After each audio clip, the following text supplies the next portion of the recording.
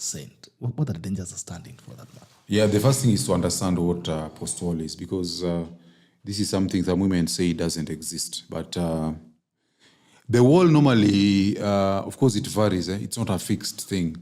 There are women, I think, like Ale Berry, even Jennifer Lopez has tried very much to maintain value. So if a woman is able to maintain her diet, watch what she eats, she works out and so on, she can actually push the wall further. But in most cases, biologically, if you're looking at the eggs, the quality of a woman's eggs, most of the times it starts declining 26, 27 years. Many guys like Kevin Samuels or Tomasi, they place the wall around 30 years of age.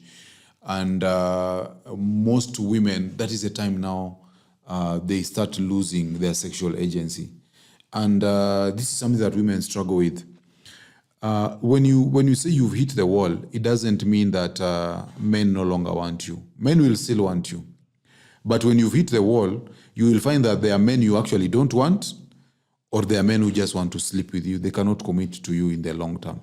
So if you're a woman and you keep getting men like that it means you've hit the wall. Okay, that is number one.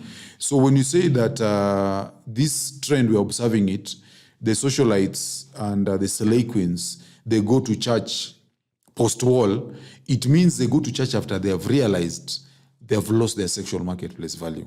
So they are going to church basically to get a renewal or a refurbishing.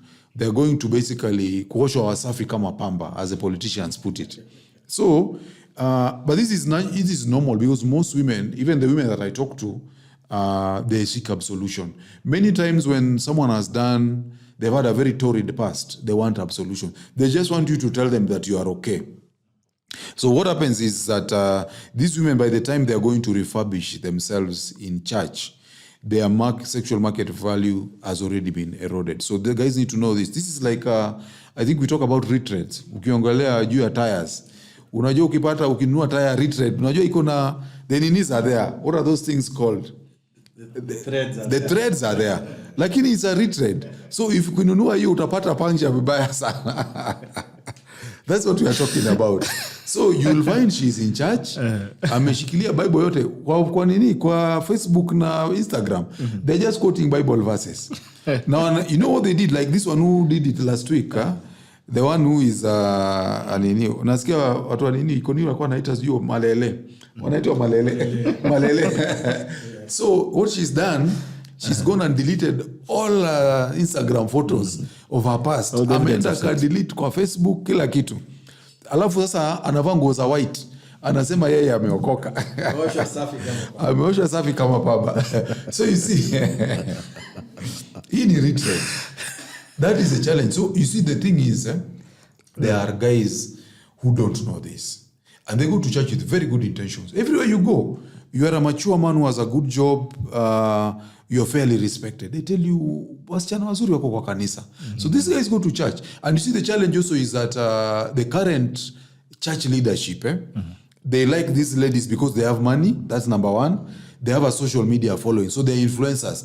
Pastor akimwangalia anaona this woman can be an asset. Anamweka hapo mbele, au ndio hawakali kiti bila cushion. Wanawekewa cushion hapo. Even when they are supposed to kneel during prayer, a very soft cushion wanawekewa hapo. Hata sadaka yao, when they are giving their offerings, they have a very special box for themselves. They sit near the pastor. So when a guy goes to church, hata akienda ambie pasa mimi miaka 10 nimetafuta bibi sijapata, anamwambia you've come to the right place. There's a very good woman here who has been devoted. My daughter. My daughter. Anaambiwa my daughter is here. This woman anafikaga kanisa 6 a.m. hata kabla watu wafike, anafagia altar nini. Unaambiwa huyu ndio bibi. So unaambiwa no muenda kama kanisa kimeumana, so no muenda kwamba no. Better to try the best. You just need to know that this is happening. And we normally say, you see, what normally happens with, like if you go for a job interview, they're going to ask for your CV.